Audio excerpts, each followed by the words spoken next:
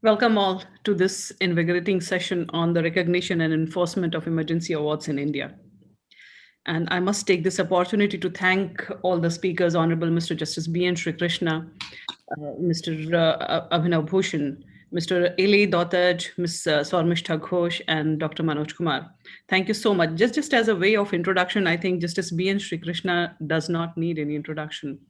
So when I started looking for his biodata, I realized that since the day he has retired in 2006, he has not really rested for a day. He has been heading more than 7 committees, which have been formed by different governments, examining critical issues concerning the nation, whether it is relating to data protection or in relation to the institutional arbitration. So I think Justice Shri Krishna is a multifaceted personality. I realize that he also has a very keen interest in arts and music, and he speaks at least 7 languages fluently. So that was a revolution of its kind. 7 languages, so that is a lot. We have now the speaker, Ms. Sormistha Ghosh. Sormistha is working as the Group General Counsel and Chief Risk Officer at Strides Pharma Science Limited. And Sormistha has done her LLB from Delhi University and has been continuously contributing towards the organization's business goals by helping make decisions based on knowledge of the regulatory environment, by helping mitigate business risks, and by ensuring legal compliance. Sormisha also has experience of almost about 2 decades in corporate law with assignments ranging from legal advisory and negotiations for JV, M&A transactions, litigations, IP protection, FDI to even a short stint in journalism. That was another revelation, Sormisha. I did not know about that at all. Then we have Mr. Ylli Dautaj. Ylli is the co-founder and managing partner of DER Juridic Stockholm. He is a highly qualified lawyer who represents both Swedish and international clients in dispute resolution and arbitration. Mr. Dautaj holds a PhD from University of Edinburgh, UK, and is presently associated in cross-institutional supervision with the University of Glasgow. He also holds various publications and commentaries on the emerging trends in international arbitration. Next, we have is Mr. Abhinav Bhushan. Again, he needs no introduction. He's the director of South Asia, ICC Arbitration and ADR, International Court of Arbitration, International Chambers of Commerce. And as director, Mr. Abhinav Bhushan has provided companies, governments, investors, and attorneys in the region with advice concerning efficient resolution of international disputes by raising their awareness of the ICC's dispute resolution services, including arbitration, mediation, and expert dispute resolution services. Mr. Bhushan is also the co-chair of ICC Young Arbitrators Forum Asia chapter. Next speaker we have is Dr. Manoj Kumar, who is the founder and managing partner of a firm, Hammurabi and Solomon Partners.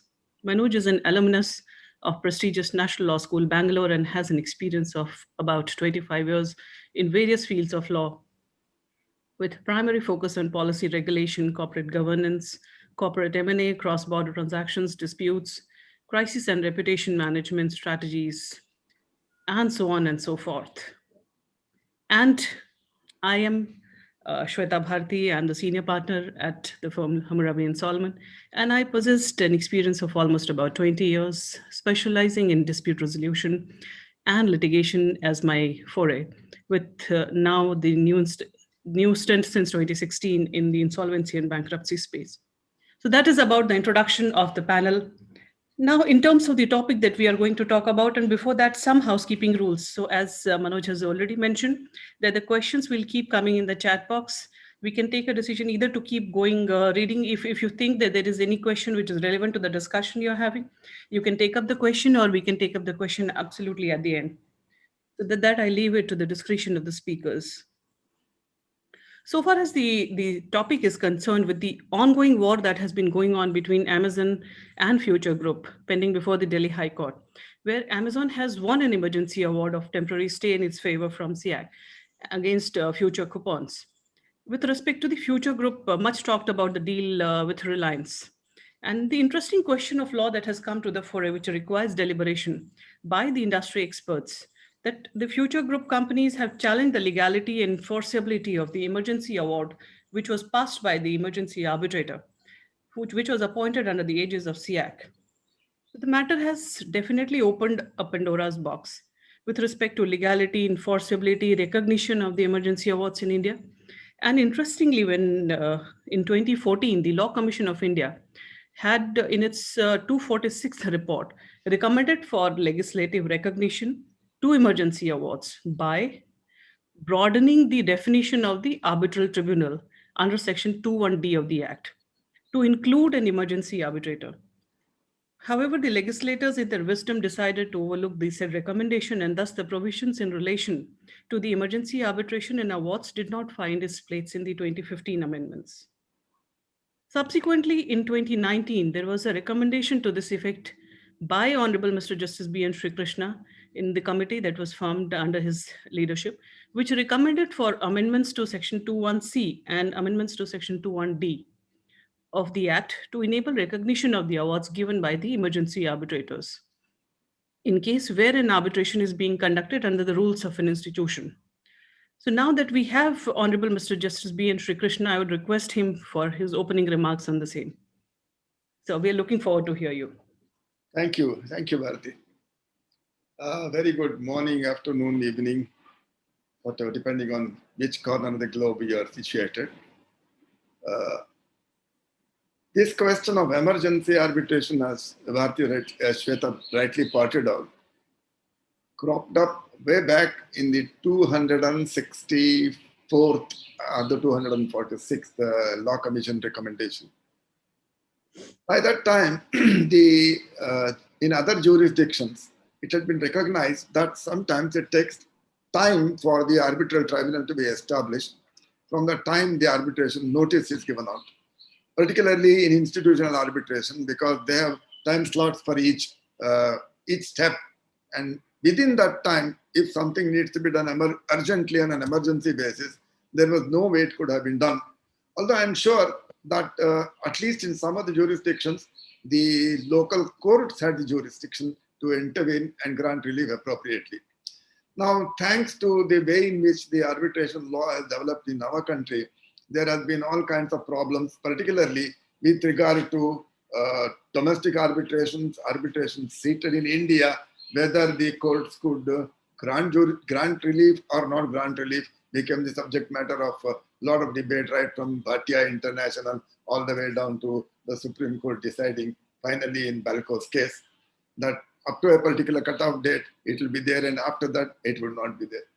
Now, all this led this Law Commission to make a significant and a very substantial recommendation saying that it should, as a matter of propriety, be made available in the arbitral field also. Now, Parliament, of course, did not react to it because soon thereafter, in 2015, there was a large-scale amendment of the Act. This kind of an amendment did not take place. Again, as Shweta pointed out, 2019, the committee of which I was the head also made a similar recommendation in turn saying that this is how we must amend the existing provisions of the Act. But thereafter, although there was an amendment in 2019 also, nothing happened. Therefore, two questions arise. First question is, what is the law today? Next question is, what should the law be? Now, I'm not going to foretell what is going to be the view of each speaker. Each speaker is going to come out with his or her views in the matter.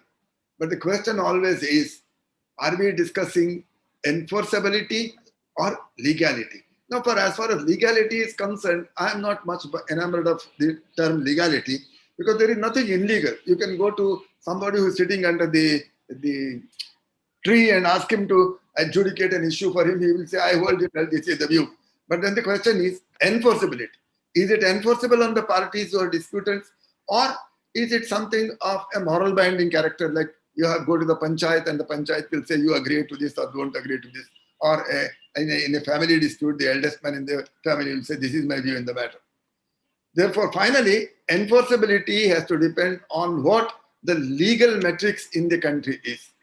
Now, therefore, today it has become a very crucial issue thanks to the litigation that has been started by the Future Group and Amazon, which has landed up in the Delhi High Court. And I can't second guess what the Delhi High Court is going to do. For two reasons, I'm not that wise, and perhaps I might be hauled up for contempt of court also. Apart from that, I leave the issue open for the speakers to debate about it, express their own view in the matter as to the recognition and enforceability of emergency arbitral interim awards in the Indian jurisdiction. Over to you, Shweta. Thank you so much, sir. In fact, I will come back to you on a few questions that emanates out of your introductory remarks, because you have definitely touched upon certain points which needs further deliberation on the aspect. But before I come to those questions, sir, I would want to also, because Abhinav is at the thick of things. He is a part of one of the very prominent institutions. And he was one, in fact, his institution was one of the first ones in 2012 to have incorporated the provisions or the rules relating to emergency arbitration. And even prior thereto, in fact, while I was reading the report of ICC, I realized that since 1990, ICC has introduced a provision for pre-arbitral referee procedure, which is still in force. So there was a foresightedness that I realized that ICC already had since 1990. So I would want to understand from you, Abhinav, on what exactly was the reason why the emergency arbitration was introduced in the arbitration proceedings in the first place. So what exactly would your views be? Why was it required at the first place? The mic. Thanks, Shweta, and thank you, Justice Srikrishna. Look, the long and short, in the little time that we have, the reasons why the arbitral institutions do anything as private bodies is to cater to the parties who subscribe to their rules. Now, we introduced the rules in 2012. SIAC did it before us in 2010. SIAC's rules are retrospective, which means it doesn't really matter when the contract was entered into. For us, EA procedures are only applicable to contracts entered into after 1st of January 2012. Now, 10 years for SIAC and 8 years for us, we have collectively done 143 EA cases ICC and 114 by SIAC. So therefore, 258 emergency arbitrations have been conducted by just the both of us. Now, why did the emergency arbitrator start? I think the question lies as to why do parties really want to pursue arbitration in the first place? Now, without the EA provisions, what's going to happen, Shweta? Users will inevitably require an urgent interim relief. And in order to get those reliefs, they have to turn to state courts, like Justice Srikrishna said, or wait for the arbitral tribunal to be constituted, by which time it's perhaps too late. But the reason why we came up with it is because the moment you go to state courts, parties choose arbitration because they want proceedings to be confidential. Now, if they go for emergency arbitration, it would no longer be confidential, therefore emergency arbitration. Dependency on local procedural rules. The parties opt in for arbitration because they don't want to approach or have local procedural rules. And therefore, the same criteria should also be applicable to the emergency arbitration rules. The perceived notion of neutrality. Parties sometimes have an inherent fear that they don't want to approach a foreign court for the fear of not getting the appropriate relief. The parties effectively want to avoid national procedures. And therefore, the institutions felt that if that is the case with arbitration, so should be the case to get urgent interim reliefs, notwithstanding the remedy available with national courts. There should be a procedure for the parties to opt for emergency arbitrations. In addition to all of this, emergency arbitrations have an inherent advantage. Number one, not in addition to neutrality, they do have a persuasive value. Like for instance, even in India, we don't know what's going to happen with the future case, but before that, we've known cases in the Bombay High Court and the Delhi High Court where the courts have acknowledged under the Section 9 route, and the emergency order has actually been converted verbatim into a Section 9 relief by courts. Also, not adhering to the emergency arbitrator award or the order as the case may be, and there's a distinction there.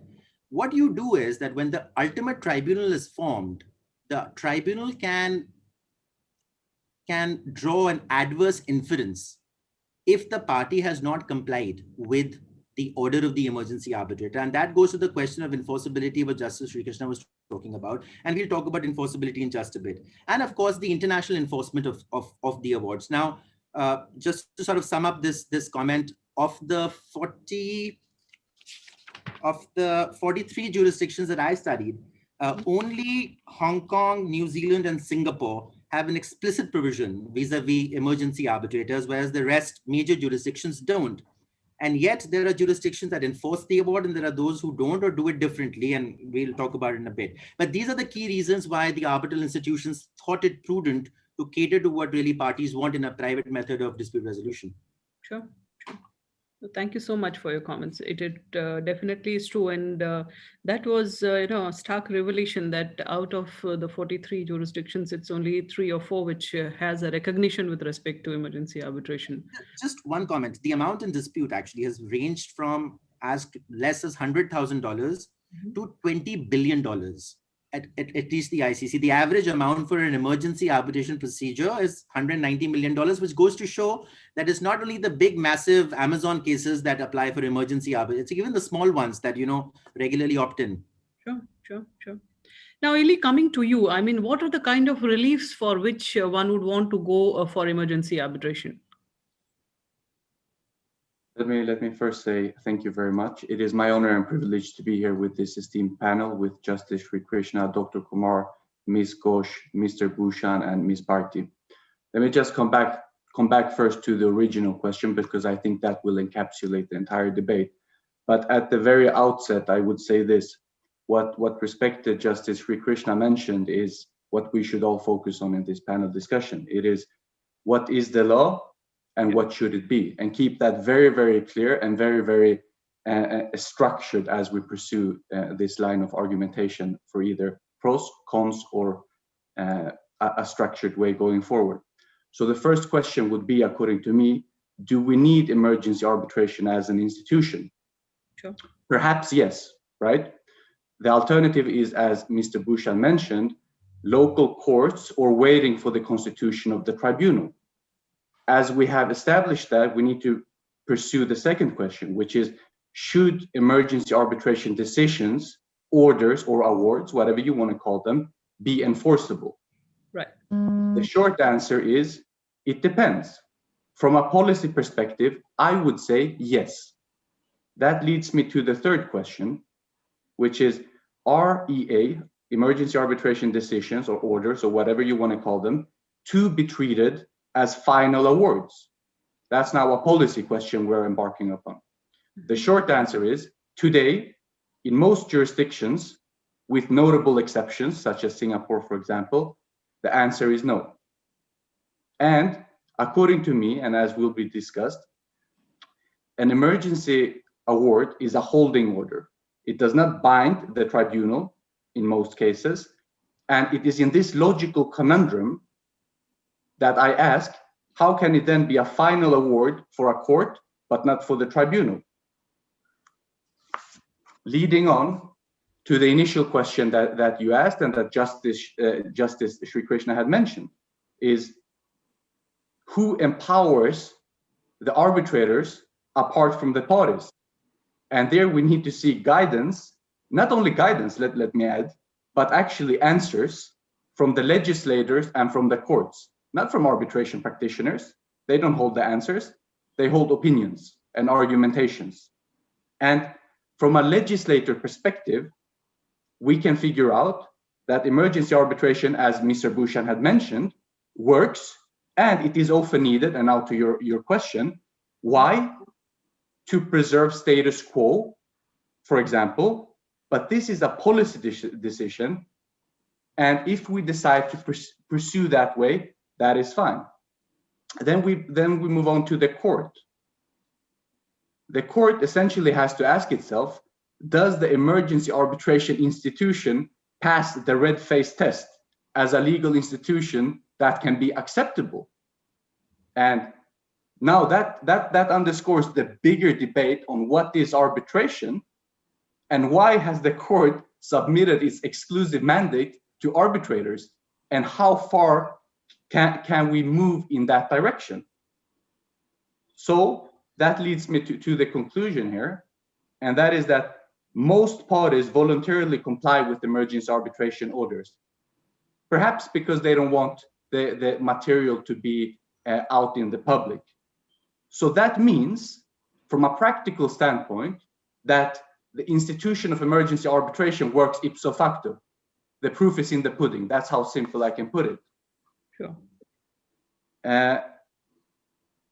So that would be a pretty long answer to say that the main object of pursuing an emergency arbitration would be to stop a party from pursuing a certain action until the constitution of the arbitral tribunal, or because you do not want to turn to local courts for the reasons mentioned by Mr. Bhushan, for instance, or to preserve the status quo. That's the short answer. Thank you. Now, just adding on to this, and I completely in agreement with you, Ylli, is Abhinav, you being the head of the institution, just to understand what have the institutions and the arbitral tribunals considered while granting or rejecting an emergency award? Varied, Shweta. So I think it's safe to say that the number of reliefs that have been asked by parties are far less, have been granted far less than the number of cases that the parties have filed. And the criteria that the tribunals have taken into account is twofold. One is the urgency, and there's a lot of subjective, objective criteria as to how different jurisdictions, parties, tribunals understand urgency. And the other important factor is that is that urgency or alleged urgency cannot weight the constitution of the tribunal. So that's it's bifurcated into two different criteria. And of course, there are other things that the tribunals have taken into account, such as applicant's contribution to the urgency, or whether the applicant has demonstrated that the relief requested avoids imminent or irreparable harm. Now, insofar as how different tribunals have taken this, what we have done at the ICC, as you know, we have a national committee system everywhere. And by the way, this is going to be perhaps my longest answer. I'll probably speak for another 2, 3, 4 minutes, and then I will keep quiet. Different national committees have come back and they've given them some sort of analysis. And this is what they have said, that look, countries that have verbatim adopted the UNCITRAL model law, enforcement of EA orders is most likely to happen there. Countries that have only been inspired by UNCITRAL model law, the enforcement of EA arbitration varies. It varies widely. In the USA, for instance, now there's an emerging jurisprudence on the enforcement of emergency arbitrators. Then there are countries where statutory provisions allow for tribunals to grant interim measures, and national laws and they draw distinctions between different kinds of reliefs asked for. There, what has happened is that what Justice Srikrishna was saying before, the tribunals get into the distinction between domestic awards and foreign awards. And then the last category is where the tribunals do not have the power to grant interim reliefs. There, the emergency arbitration orders are unlikely to be enforced. Now, with respect to the choice of law, what the tribunals have, not surprisingly in my view, held, and I think Justice Srikrishna would disagree with me in here, is that the commentators and emergency arbitrators have to date preferred the view that interim relief is procedural in nature and therefore not bound by the constraints of the law applicable to the contract itself. So what they have taken is they've taken a very international approach, like the public policy definition of the international public policy definition. And they've said, look, this is procedural. We will follow and even Gary Bourne subscribes to this view, generally speaking. Now, of the 80 cases we are talking about, you spoke about at the ICC, we had hearings in about 53 cases. Out of these 53 cases, 20 were in person and 33 were virtual. In 20 cases, no hearing took place at all. It was documents only, of course, subject to the mandatory laws, etc. Now, the types of reliefs, and it's very interesting that the parties have asked are the following. They've asked for an anti-suit, anti-arbitration injunctions from the emergency arbitrator. They've asked for application of delay penalties. They've asked for measures to maintaining status quo and preservation of assets or properties. They've asked for measures restraining the sale of certain products in breach of contractual obligations.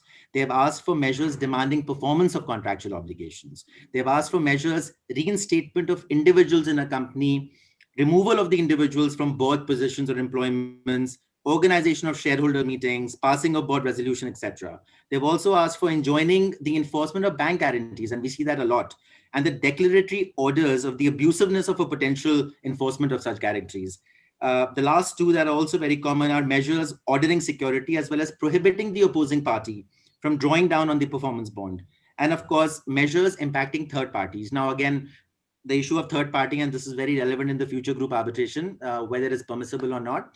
But there has been a host of issues that the tribunals have considered and will continue to consider. My favorite case is that there was no time in a particular case where a bank guarantee was to be called. And of course, claimant did not want the bank guarantee to be called.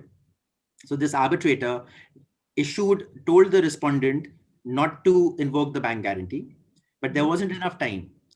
So he called up the bank himself.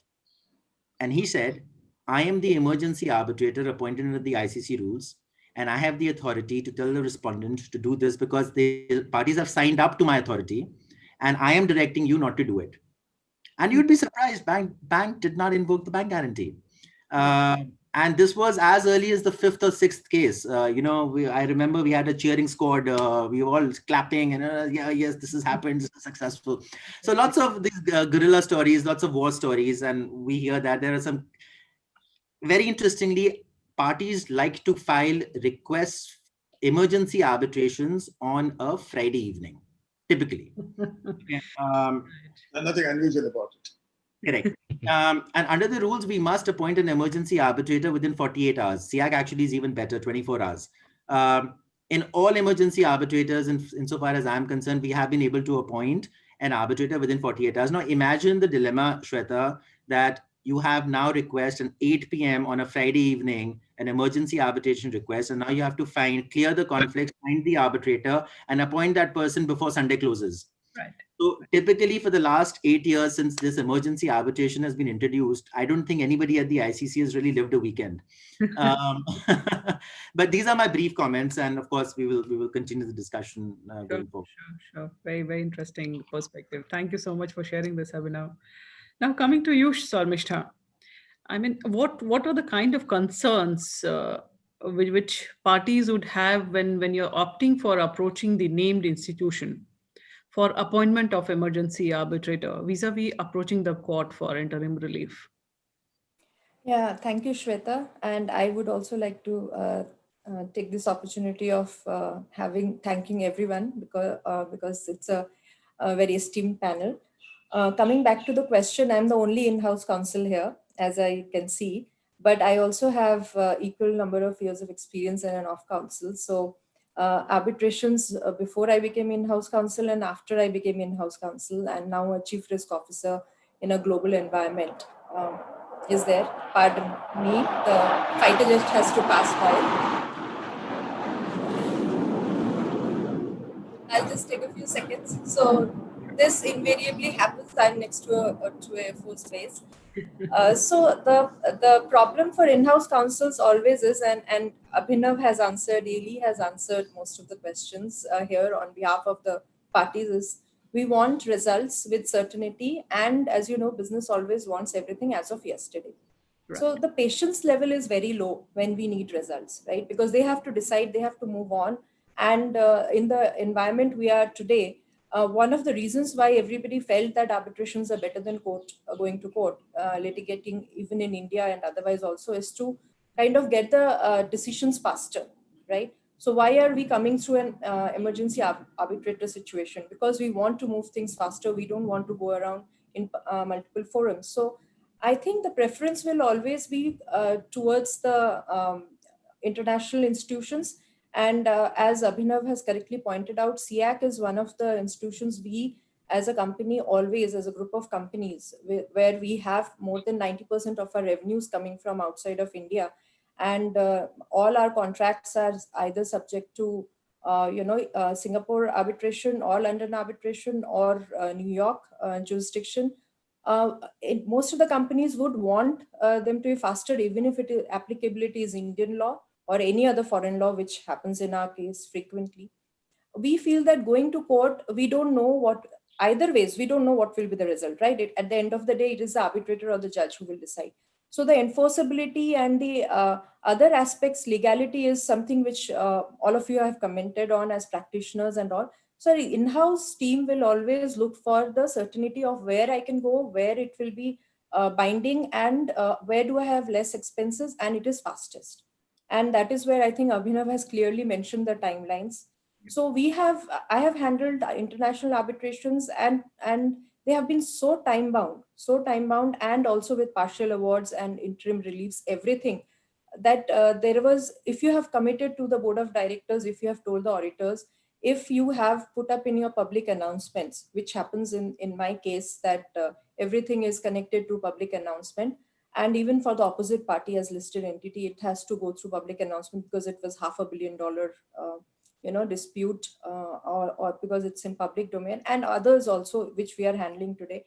It goes through such a structured manner, handling, that there is no worry. And as Abhinav correctly pointed out, really pointed out, that the enforceability, if you are assured of it, then you know that there is less chance of the other party, or the party which is aggrieved and didn't get the award in its favor, emergency award, will not play around.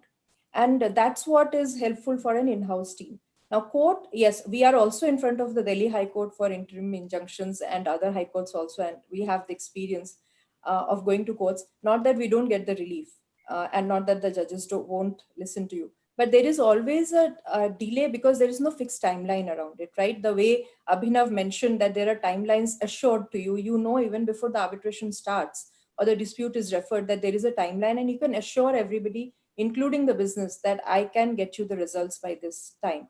So the as of yesterday routine, which is there in-house, and you have to get results as an in-house counsel, and you are going with the correct advisors, all these work pans out very well in the international institutions rather than the court practice. So I mean, that's where I think the councils, that's why the trend of emergency awards becoming more and more frequent, and the arbitrations becoming more frequent rather than going to a court as an option.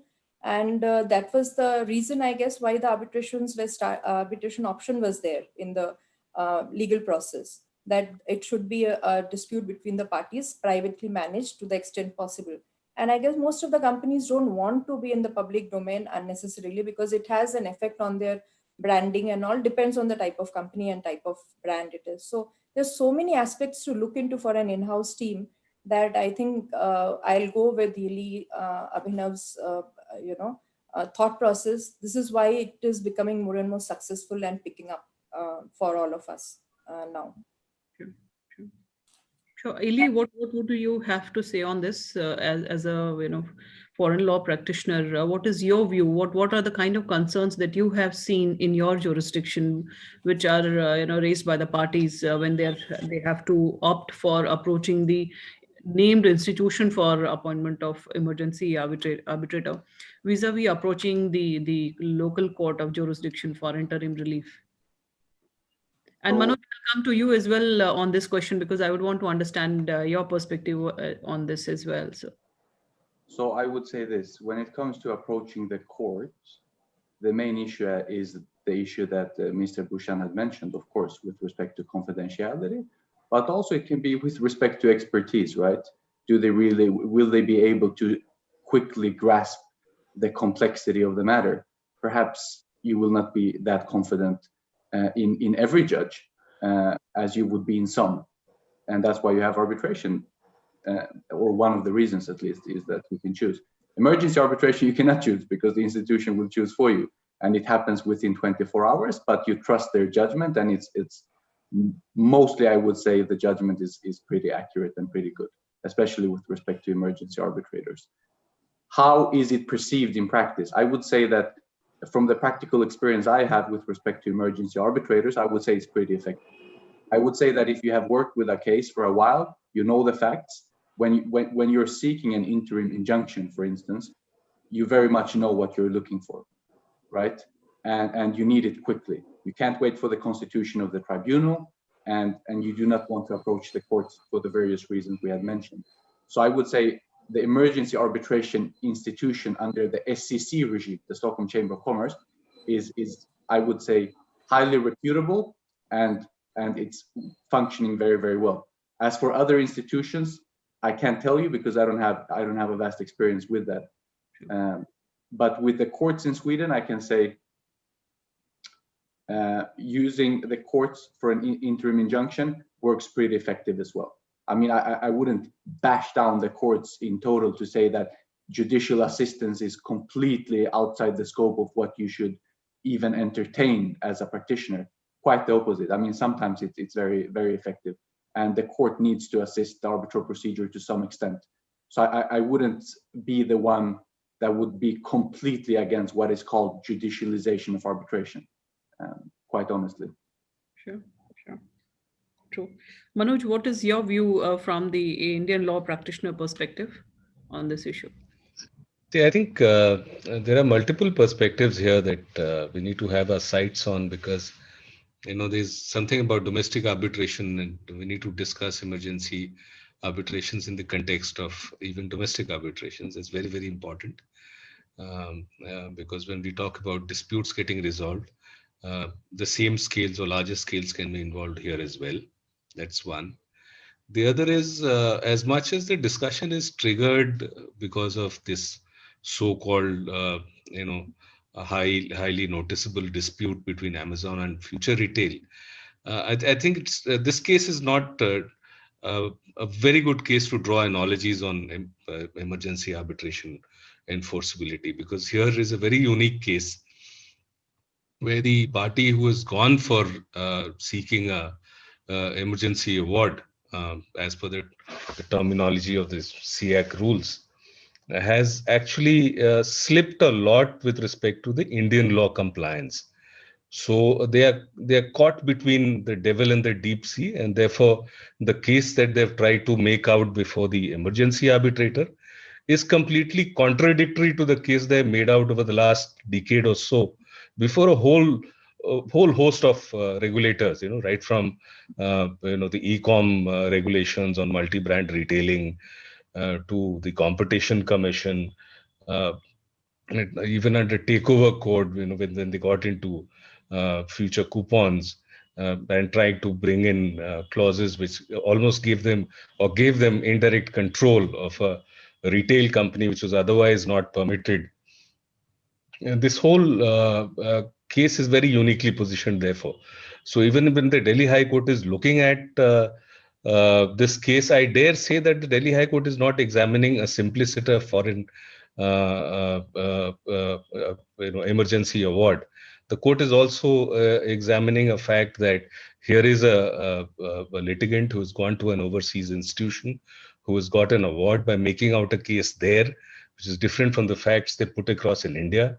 And now when they have come back here, instead of trying to enforce it by filing Section 9 or initiating an execution, they've been writing to the regulators all over the place, which is essentially to block proceedings under Section 230 of the Companies Act, which requires consent of SEBI and stock exchanges to carry forward a restructuring.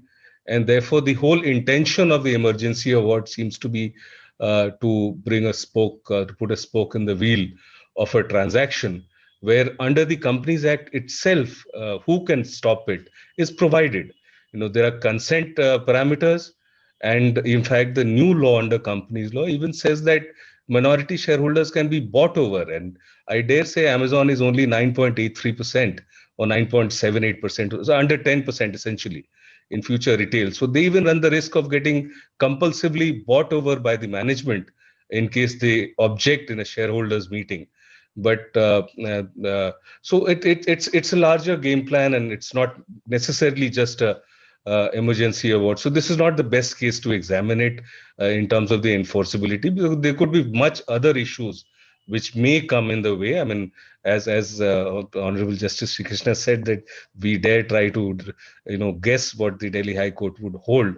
We'll never try to double guess that, but at least apparently as a student of law, I could practically see too many more issues there.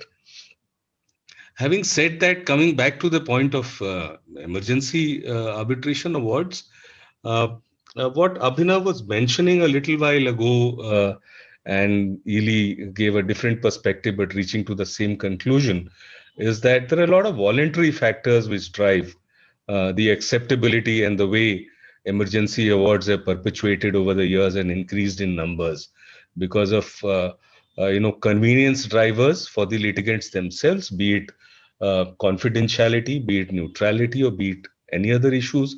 But whenever it comes to a very unique case like the one we have here, where the local law looks the other way, or at least the law looks the other way, the courts may try to recognize and give acceptability to award.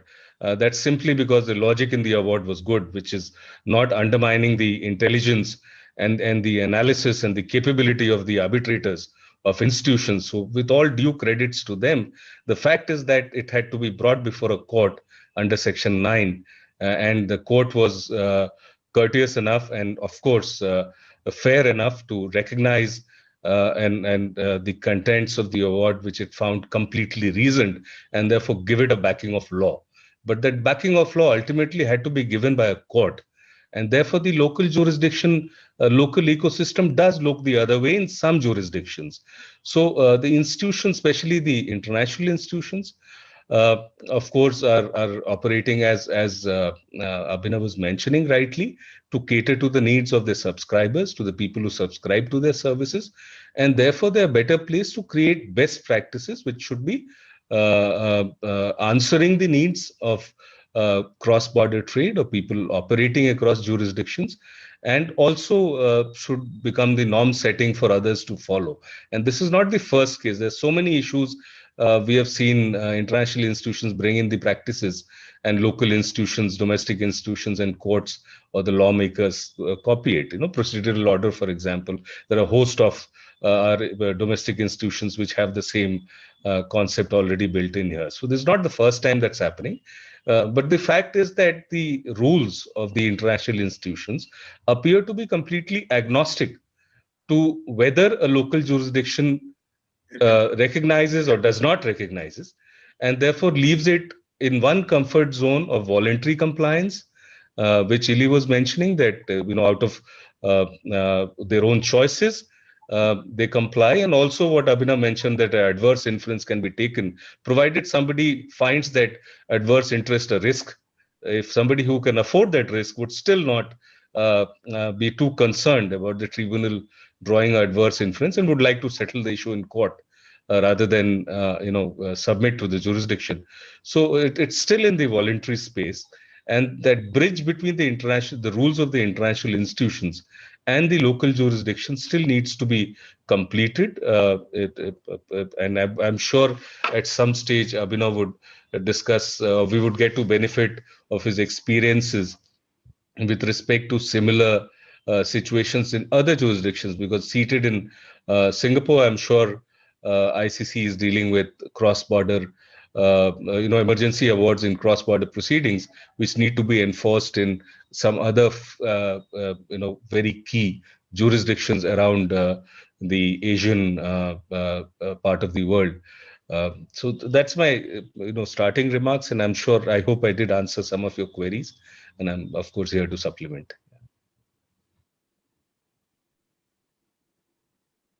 Your mic is off, Shweta. Now I'll go to Justice B.N. Srikrishna on this question, and then I'll come to you as well, Sormistha, on this. Are the emergency awards merely a piece of paper and nothing more, as is being argued, sir, at Delhi High Court? And when it comes to enforcement of the emergency awards in India, do we need a separate legislative framework with respect to the enforcement of emergency awards in India? Or is the present definition already encompassing the fact of an award is an award? So whether it is an interim award, emergency award, or a final award, when there is a definition of award already given in the statute itself, do we need a separate insertion of the term emergency award in the legislation? Shweta, let me take 2 steps back.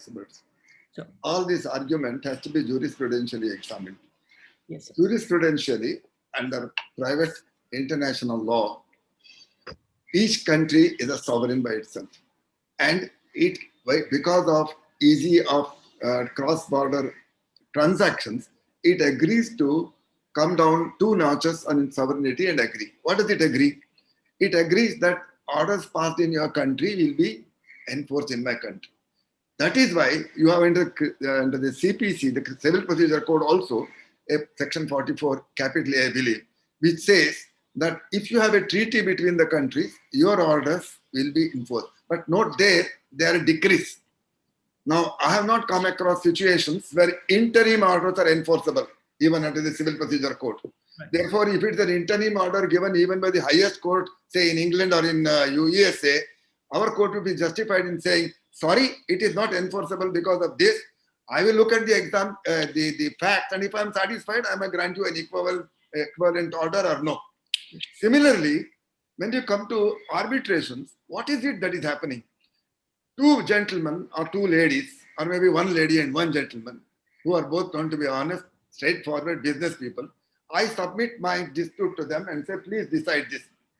Now, it was originally intended to be a morally binding factor, like something our, not cup panchayat, the regular panchayats. No, they would have agreed and said, this is what we have said, I will agree to it. Now, there are occasions when people don't follow it despite choosing the 2 arbitrators. Therefore, you have to have a legislative backing for it.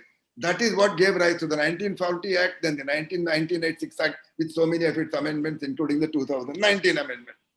Therefore, it is not the award made by the arbitrator which has a binding effect today, but it is the legislative process by which it can be enforced. Otherwise, it has no meaning. It's just a piece of paper. Therefore, whether it is a full-fledged award or an interim order of an arbitral tribunal, its binding efficacy comes only because of the legislative process by which it is made recognized, and it is also made enforceable, like a decree of a court or like an order of the court. So therefore, you have a situation where an award is binding because of section 34, I'm talking of domestic area, or an order is binding because of section 9, and an award, interim order of a tribunal is binding under section 917. In an international situation, where did we get this? We got it because we agreed to be parties to the New York Convention or the Geneva Convention, under which the recognition is at the highest level of the award. Now, what is an award? An award is a determination finally of any particular issue. That we call it a partial award, even in international jurisdictions. Now, a holding order saying that, let's say, forget arbitrators, think of a court. If you go to the court, but for the provisions of the specific Act, section 14, 15, 19, etc., and order 39 of the CPC, you can't get an injunction. Injunction is pending the determination of the list between the parties, you shall do or you shall not do. That is all. Correct. Now, therefore, when you have worked as a lawyer for 28 years, 16 and a half years as a judge, and done all kinds of dabbling thereafter also till today, what is it that you do? Prima facie. I think it is better that pending the determination by me, you shall not do this or you shall not do that. Now, under no jurisdiction was this ever recognized. You want it to be recognized, that's a different matter. Because we find it more convenient in business transactions that interim order should be recognized. Then there should be a legislative backing. If there is no legislative backing, then there is no efficacy at all. Now, for example, take a SIAC award. If there is no legislative backing, I'll say, okay, 2 gentlemen sitting in Singapore did this. I'm not bound by it. Why should I enforce it? Why should Now, please look, now coming down to Manoj mentioned it, their regulators sitting in Bombay or in Delhi, wherever they are in India, why should they recognize it? When the courts don't recognize it, when the legislator doesn't recognize it, when parliament does not recognize it, they will say, good luck to you, friends, sit in Singapore and do what you want. I will not recognize it. In Singapore, it became recognizable because the Singapore International Arbitration Act specifically gave the status of an award which is otherwise enforceable. Hong Kong, similar amendment. I believe in New Zealand also a similar amendment. Now, Abhinav was mentioning that there are large jurisdictions where it is recognized. Now, for 2 reasons. People don't want to go to court because the courts are crowded. I understand that. That is a good reason. But Ylli says, my courts are not crowded. You can always walk in and get an interim relief in my courts. That is also understandable. Or you may have an international jurisdiction court which says, hey, we are willing to accept this and enforce it without a formal amendment. That is their lookout. Now, if you are examining it from the point of view of Indian law, the question is, what is the legislative backing for it? Therefore, Law Commission made a recommendation. Therefore, my committee made a recommendation and said, please amend the law as so and so that it becomes automatically, it will have the respectability and the status of a binding award, which could otherwise be enforceable under Section 34 and Section 70. Now, despite at least one of them was a very wise institution. I don't consider my institution headed by me to be very wise, at least, except I'm not claiming to be very wise. Two of the institutions recommended it, and Parliament yet says no. It didn't say no, it didn't act. Therefore, what is the implication of that? The implication could be A, hey, there is already enough provision in the courts. You accept the courts under Section 9. Already there is provision. Now what has happened is, thanks to the 2015 amendment, I believe it is 2015 amendment, Yes. now Part 1 has become applicable to international arbitrations seated elsewhere. No, sorry, seated in India. In India, sorry, it's seated in India. Therefore, why on earth should you not move the court and ask for a similar order under Section 9? At all stages, at the stage of dispute between nomination of arbitrators, you have Section 11, and you ask because you are in the hands of a court, and the court has wide jurisdiction, it can give you appropriate relief. You can move under Section 9 saying that, hey, the 11 application is still pending, therefore I don't know who are going to be arbitrators, please help me. Section 9 will help you. During the arbitration proceedings, if you have already succeeded in establishing the tribunal will help you, and Section 17 has now been amended sufficiently, giving it sufficient teeth to bite. So where is the question of trying to improvise on the existing legal situation and bring in a concept which is not there at all? Whether it should be there, I'm one with all of you, ladies and gentlemen, it should be there, I grant you.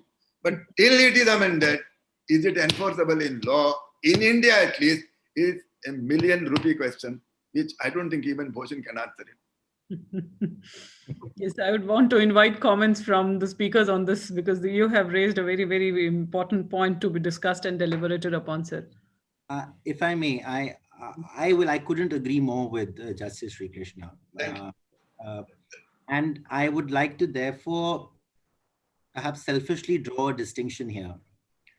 The entire concept of emergency arbitration, when SIAC came up with its rules in 2010, the original version of the 2010 rules says the emergency arbitrator can issue an award or an order.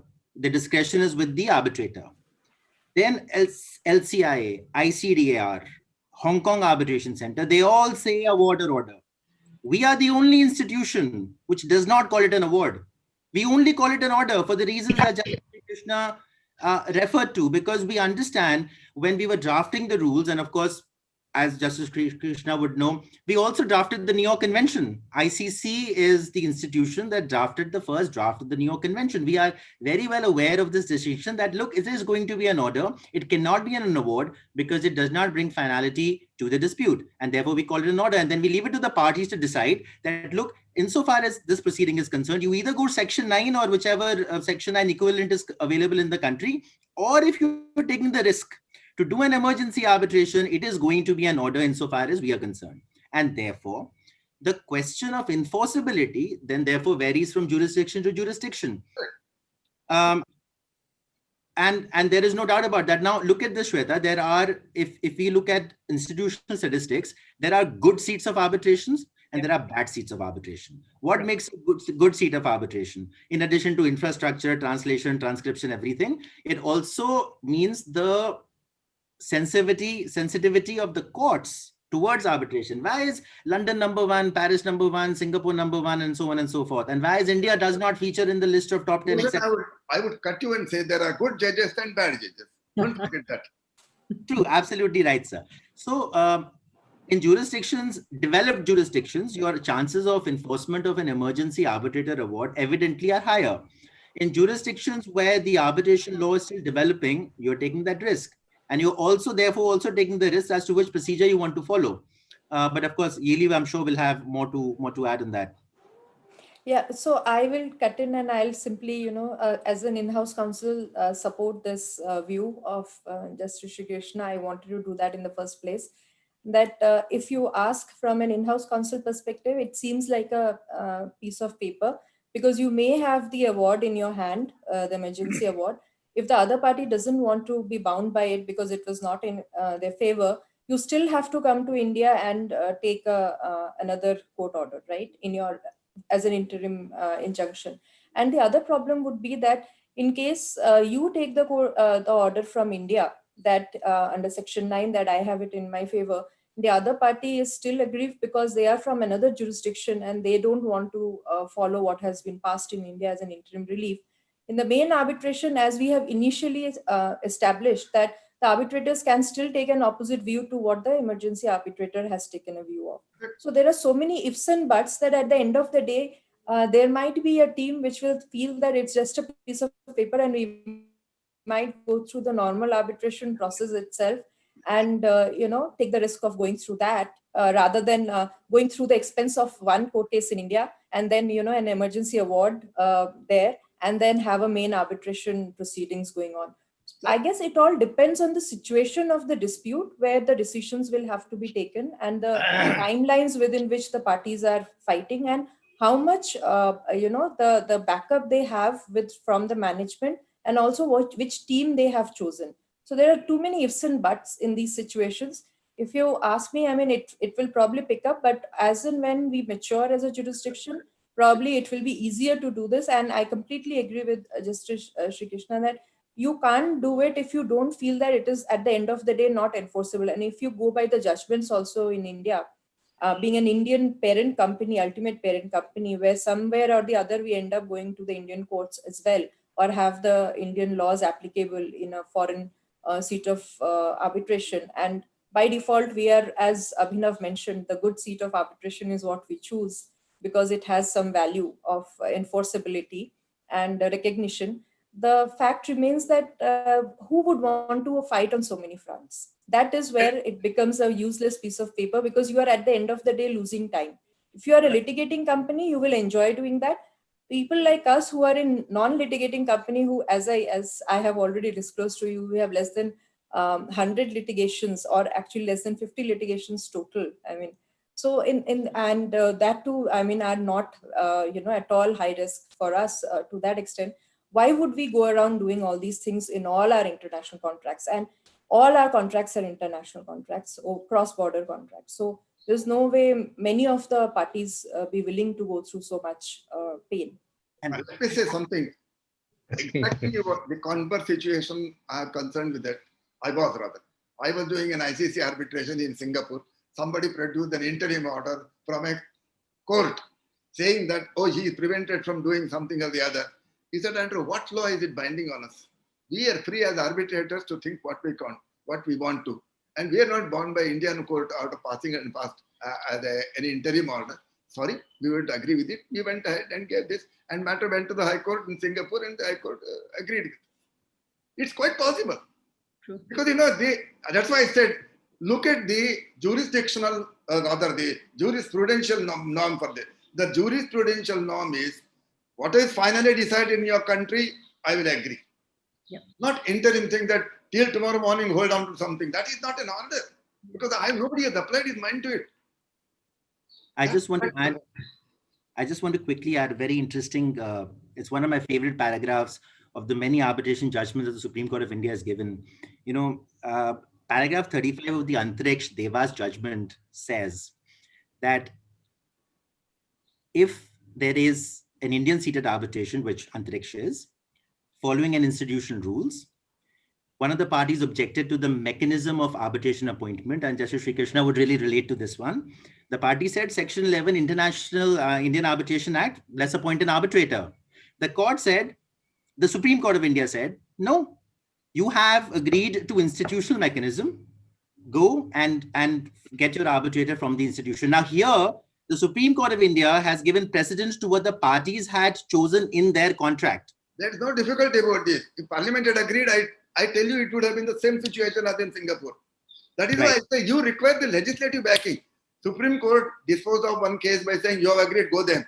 Supreme Court does not say anything that what we are debating today. That's the point. Correct. The credibility of the institution does not give the recognition under the local law if otherwise it is not there. Can I enforce it on the ground? Hey, look, this is very credible because Bhushan is the director. Therefore, please enforce it. I can't. So, but if I were to add more fuel to the fire, allow me. What you are suggesting is that silence means it does not exist. And you are not ready to include the silence of the Indian Arbitration Act on the question of emergency arbitrator as an inferred yes. Yes. That's your position. Look, in Parliament, silence is nothing. Of course, Parliament is usually the contrary of what silence is inside the Parliament. But outside as a judge, if Parliament has not said something, I am not going to implement it. Though I must confess that thanks to this doctrine of judges taking on legislation on their head, if the Supreme Court ultimately says it, that is that binding under 141, it is law. But till that time, it is not law. No parliamentary enactment, no legislative, no judicial backing for that at the highest level. And therefore, in India at least, I would say it is not enforceable. Morally, yes, I agree with Sormistha that if I am a legal counsel in the company and my company is very honest, they say, "Arey, somebody has said it, we'll accept it." That I would accept even if Bhushan had said it or Manoj has said it or Shweta had said it. Why do I have to go to an arbitrator? True. Now, there is another perspective, and which is a very interesting one, which Delhi High Court in the division bench had passed in Ashwini Minda's case very recently. And that is the doctrine of election, because one of the parties had gone before the Japan Commercial Arbitration Association, and there was a rejection of the interim relief. When the same party approached the Delhi High Court with the similar relief under Section 9, the court said that you had a doctrine of election. So now that you have already opted for seeking a relief under the emergency arbitration provisions of the agreement, therefore you are not entitled to get any relief under Section 9. That is another perspective where I would request comments from all of you, any of you whoever. I would say the Delhi High Court is wrong. It is the business of the Delhi High Court to examine it. On merits, it may say, I will follow the same thing that the Japanese arbitral court did. Otherwise, to say that you will not get it because you lost it there is incorrect according to me. Greatest respect to the Delhi High Court judges. Now, Ylli, coming to you, I mean, what are the key issues that are to be kept in mind while we are drafting the arbitration clause with respect to emergency arbitration, so that we do not go round and round in circles with respect to the relief and how it is to be worded? And this question I would come to you as well, Abhinav, if you have any inputs in this regard from the Indian law perspective. I think that would be really good to understand. Okay, so I will answer your question here. Let me just ask a question to Justice Srikrishna and to Mr. Bhushan, just so I don't forget it, and we can get back to that, because they touched upon something that was really at the upper echelon of legal construction and interpretation and application. So as I understood, it wasn't a disagreement, but it was a difference of opinion, let's say. If the Supreme Court in India or the High Court feels that the Arbitration Act is silent, the question is, can they infer an understanding to supplement the Act? And I just want to know from Justice Srikrishna, is there a difference of opinion among the justices based on the lines of textualism versus if you attribute attention to purpose and consequences? And do you feel that certain other justices would be able to agree with Mr. Bhushan's position on the fact that the purpose of the Arbitration Act is to be pro-arbitration and pro-enforcement? See, I am a strict constructionist. I always say Parliament tells us what it has said. Mm-hmm. Now, we don't have, I mean, I can understand some marginal. I always believed jurisprudentially, it is the job of the court to make law interstitially, not substantively. Mm-hmm. To say that what Parliament has not said, Parliament must have intended it, what is known as the, Manoj, what do you call that famous Latin phrase? Teleological interpretation. Casus omissus. Yes. That if Parliament has not said something, I cannot impute to Parliament the inability to understand the thing and come out with the thing. because Parliament, we believe, is very wise. It is the repository of all wisdom in the country. Therefore, we give so much respect to the Parliament. To say that Parliament forgot Parliament is not correct. Now, yes, otherwise what happens is, what you are doing is, what the Parliament did not expressly say, what you think ought to have been said by the Parliament, you are also stuffing it into the law. I never believed in it, and if you look at all my judgments in my entire judicial career, I have followed it strictly according to the law that is there. Now, if they want to amend it, they are welcome to amend it. So basically, if I understand this correct, what you're saying is that the courts, the high courts and the Supreme Courts will not, or should not rather, have a normative. Ylli, I'm not saying will not, because there are judges who differ from my thinking. Yeah. To my mind, or at least personally, my view is the judge should not step out the bounds of the law. Okay, and thank you very much. And Mr. Bhushan, just so what you said is essentially that perhaps justices should have a normative force with respect to arbitration law and development. Ylli, frankly, firstly, I'm a nobody in this entire situation. Second, I am, however, an arbitration purist. And therefore, like Justice Srikrishna said, there are judges and there are judges. Those who take literal construction, those who take more expansive construction. My sense on Indian Arbitration Act is that the statement of objects and reasons of the Indian Arbitration Act says that it's based on the ancestral model law. And therefore, what is the intent? What is the intent on which the intention of the legislation on which our act is based? If that tends to favor why the ancestral model law and the whole philosophy of arbitration, then in my personal view, it ought to be interpreted differently.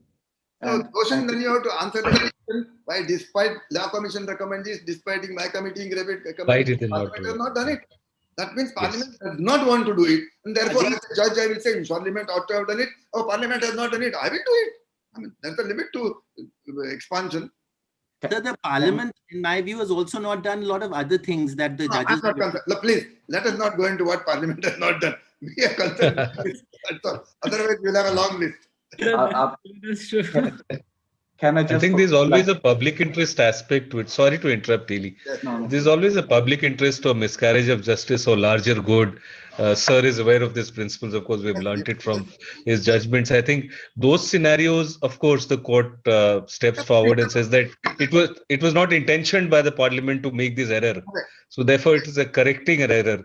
But this is a very clear case where an alternative remedy is provided, which is seen as effective, because as a matter of fact, as professionals, we have in emergency situations drafted out things overnight, mentioned it before a court in the morning of urgency, got it listed at 12 o'clock, got the order passed at 2 o'clock, took the dusty order out at 4 o'clock. In less than 24 hours, had the order, and particularly in situations where joinder of parties were issues, like the one in Future Retail, or where status quo ante-orders had to be taken, where the tribunal may or may not have been able to bind a bank, or a third party was already acted upon something and had to be reversed. So we have Take the extreme case of a TV anchor getting bail in 24 hours. Yes, correct. Correct. So the court has a certain responsive. Yes. So back to you, Ylli. Sorry to interrupt. I will answer the question, Ms. Bharti. I'm sorry. I just found it really interesting, and I will just quickly continue because I find it so fascinating in terms of the development in arbitration law. And that is, if the Arbitration Act is based on the ancestral model law, it should be or could be informed by the reasoning behind the model law.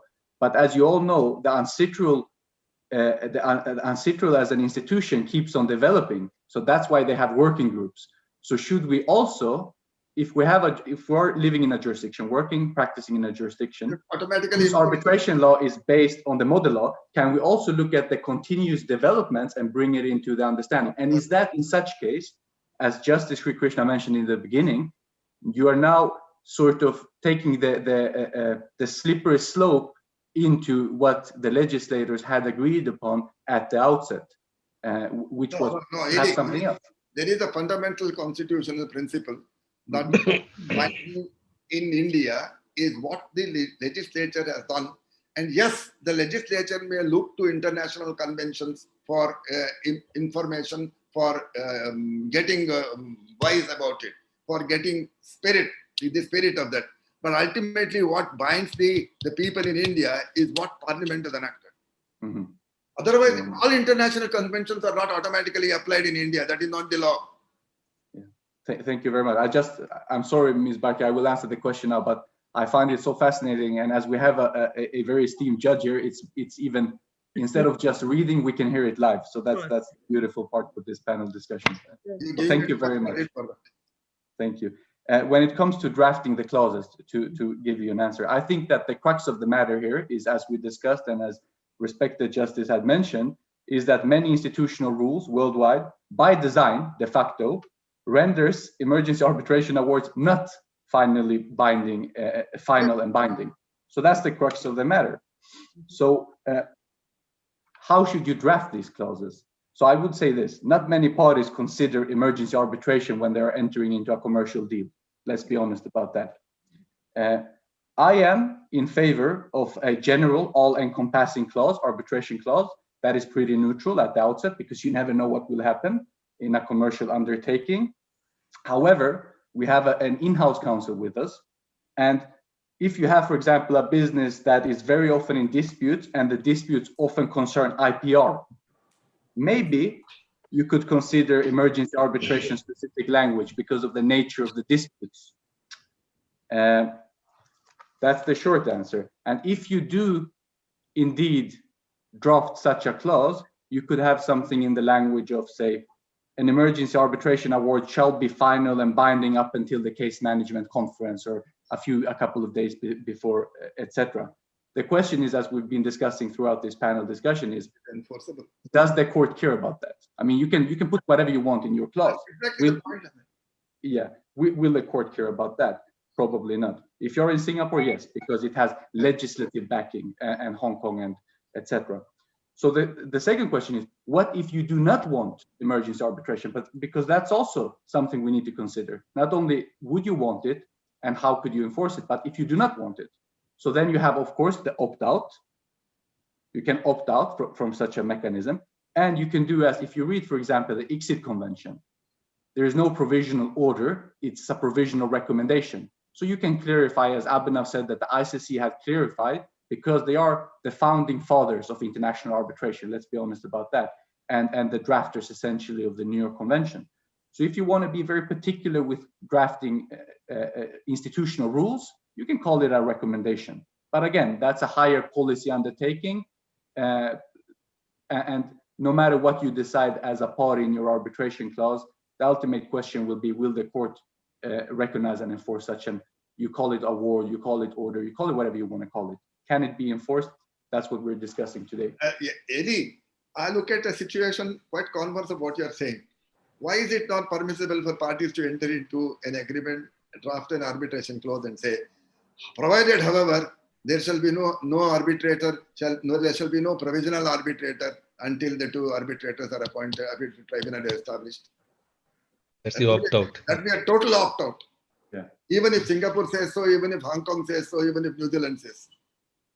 Yeah. No, that's the agreement says that there shall not be an appointment of a provisional arbiter under any circumstances. Institutional rules cannot override the agreement.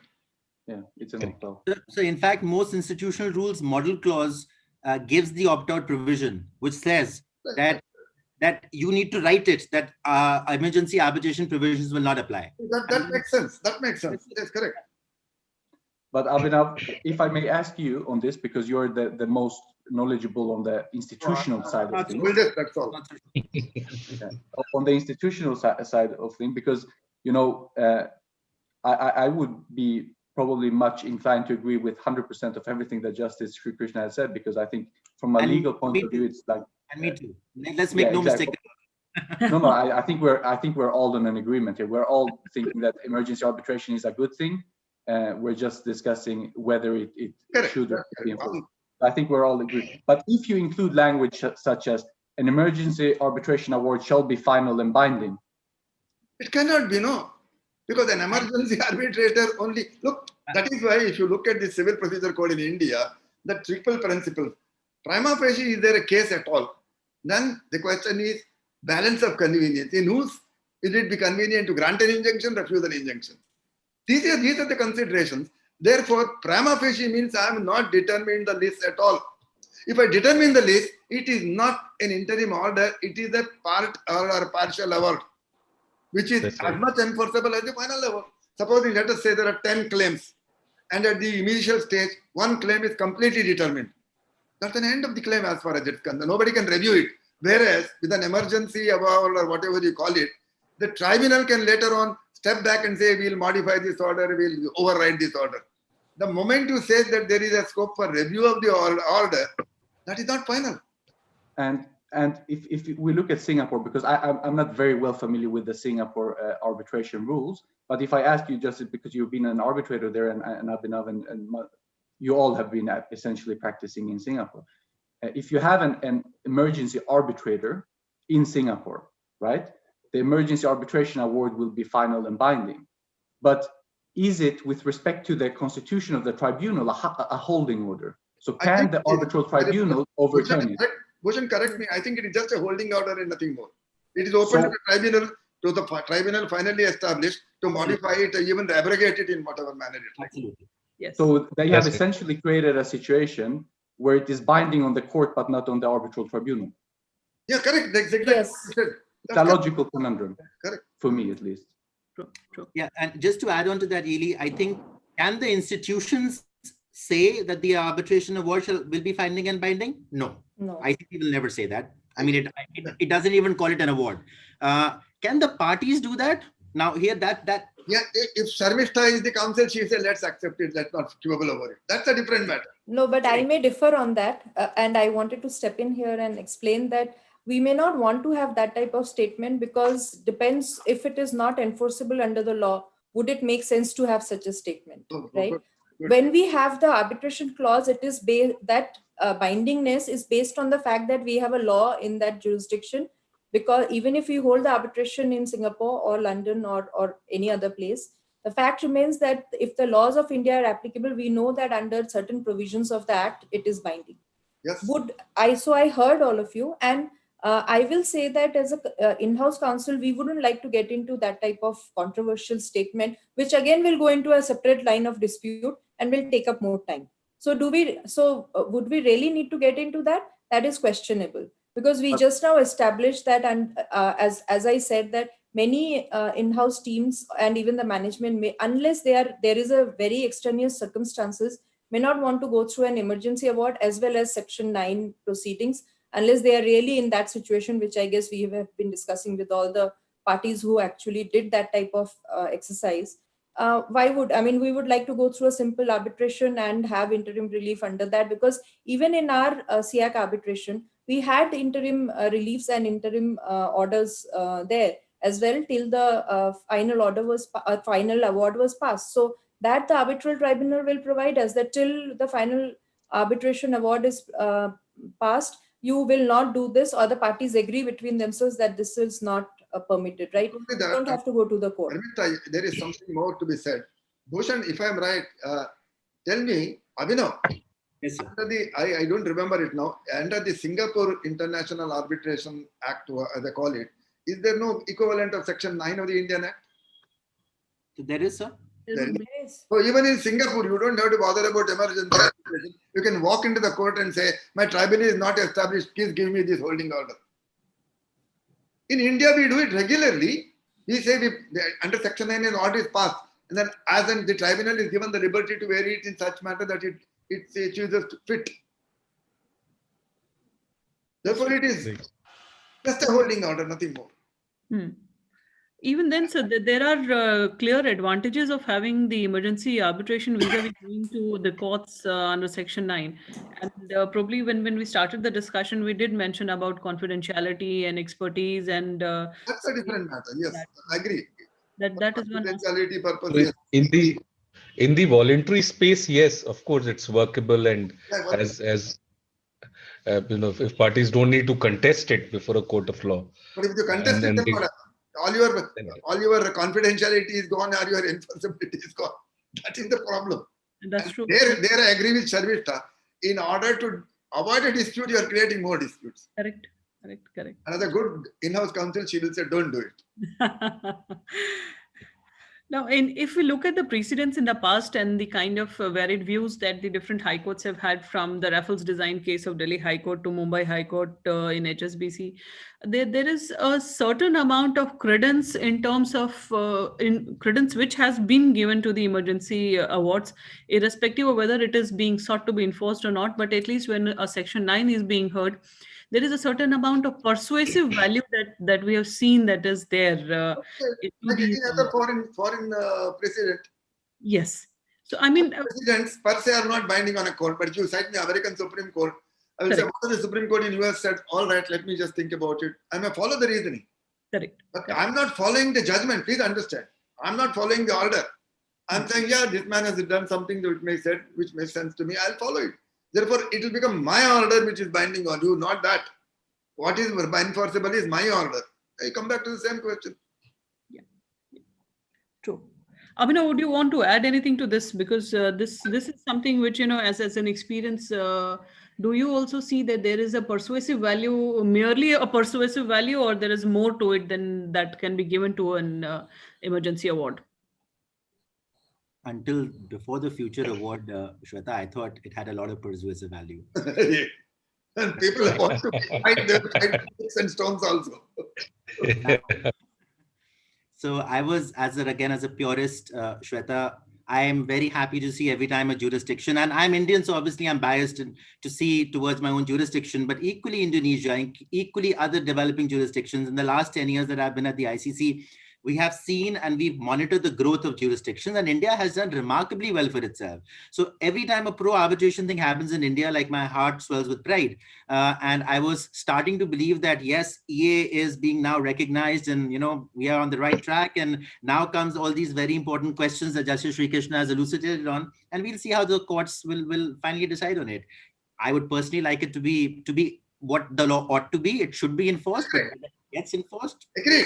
Now, Abhinav, you came and gave evidence before my committee. I distinctly remember that. I didn't remember what we had reported. Very nervously, I did. The point you raised was this. I remember now that you have raised it.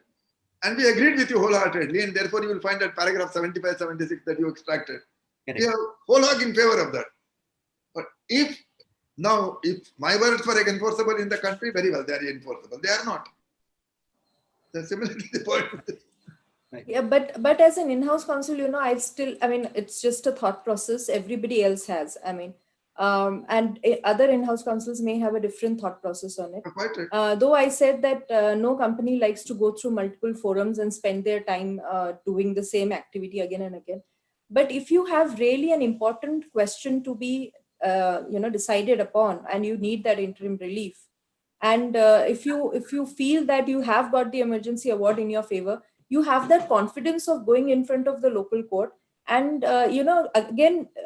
plead your same grounds, because you have gone through an exercise, you have prepared your case. It's kind of, if I may say so, a mock trial has already been done, and I'm going to the court and under Section 9, and I will ask for the relief. And maybe in the passing, I'll also say that as a background that we already have this relief in an emergency award. But at the end of the day, as correctly proven, it will be the local court which will decide whether you give that relief or not. So you have to go with that practicality in your mind and not go with that assurance that when I am going with an emergency award, it will come in my favor. You may have some hope. That will be your ground to go for the Section 9 relief, because you have already kind of proven your case and it has been won in your favor. And you hope that the emergency arbitrator's reputation and technicality and the sound reasoning will also play on the local court, but you cannot have the assurance. And that is where I'm saying that it will be the maturity of the team which has decided to go by it, that what you are doing. And to answer some things that as an in-house counsel, which the outside counsels and the judges will not know, we know more about the parties against whom we are fighting, right? The characteristics, because we have been in a relationship. So there are multiple things which an in-house counsel will look at, that is the opposite side litigating? Do they honor their word? What type of lawyers have they hired? And this, Shweta, Manoj, all of you know that, you also evaluate the other side. You also know all of this. So there's so many things. It's not a pure and simple, question, is it of persuasive value or not? You will always want to believe that it is of persuasive value. but the other side will always argue against it. So it's kind of an open question. But the party which goes with the award, if it has in its hand, it will always believe that I have a persuasive value in that. The same result is achieved if you take opinion from Manoj on a complicated legal issue, which comes up in the court. You cannot tell the court and say, I'll take an opinion from Manoj. Use the same argument. The argument that may be excellently advanced by Manoj may be put across and that may persuade him. Yeah. But to tell him that I took, that would be contempt of court. If you told him that I took Manoj and this is the opinion, you can't set an opinion. Absolutely. I recorded a judgment to that effect when I was Bombay Court judge. The other very interesting statistics about emergency arbitrations is that in matters where emergency arbitration proceedings have happened, there's a more than 60% settlement rate after that. Right. It's true in courts also. After you get an injunction, people just lose interest in that. Yes. People settle, yes. You don't get an injunction, IPR matters. You don't get an injunction, nobody is interested in the suit. Yes, so I think at the end of the day, we can't predict. That is what it can be said, that it will all depend on that situation. Yeah, correct. You can't predict, right? I mean, some parties will try that route, some parties will not. As I said that I probably, as I already mentioned, that would not like to go through two sort of processes and all. But then it can cause me also to do that. There is a never say never situation always happens to all of us. But there are counsels because of which we are having these court cases today and which we are discussing the situations that people do use that as a reasoning for going to court and then trying to get a relief in their favor. So, but I continue to agree with Justice Srikrishna that when you don't have the law and there is no provision connected to it, how do you argue in your favor is the question which will be interesting to observe, like Abhinav. Continue to observe and learn from that. I think to add, I think Abhinav, you make a very, very compelling point based on the fact that even if we come to the conclusion that okay, you can't enforce an emergency arbitration award, even though we wanted to come to the other conclusion, I'm with you there as well. You make a really compelling case for the fact that it increases credibility if you have an approval of an emergency arbitrator. Adverse inferences is something every lawyer on the losing side is very scared of, or on the other side, and the fact that you highlight the 60% statistics help really underpin your premise that it's a good feature nevertheless. So I think those 3 points on credibility, adverse inference, and the statistical backing makes for a really compelling case, quite honestly. Thank you. Now, Manoj, coming to you, and I would leave this question open to whoever would want to respond to this, is what are the kind of lessons that we have learned from this Amazon Future Group dispute with respect to emergency awards?